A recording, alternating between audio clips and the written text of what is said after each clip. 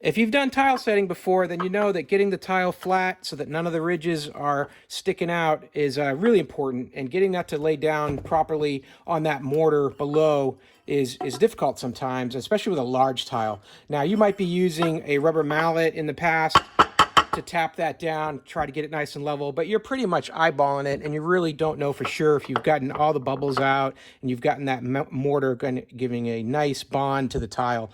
What they have now is this new tool here. It's a vibration tool, and this one works right with the family of DeWalt batteries. So if you've already got DeWalt batteries, just plug one of those right in here. And on this device, you're going to just press and hold the power button for 5 seconds, and then the power is going to come up and show you a number. This is going to go from 0, 1 to 0, 8.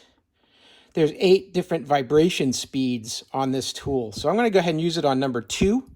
And the way you would work it is you're going to grab a hold of your tile, just going to set the suction cup right down the tile, lift up on the handle, and then push this yellow button to lock it in place. And now I've got that tile. It's grabbing on there good. The suction cup is very nice and strong.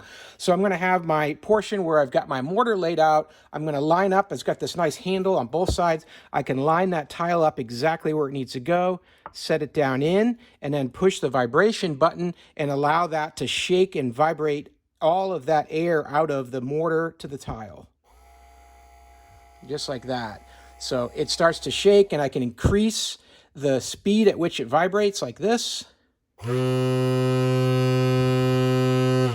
So depending on the size of the tile that you're working with or the thickness of that mastic and that mortar, you're going to want to probably adjust to get to a number that feels right for you to be able to place that tile and then shake it right into place into that mount. So that's how it works. Really easy just to release the tile. Now that I've got it in place where I want, just lift up on the handle, the button will release, and the tile vibration device will come right off.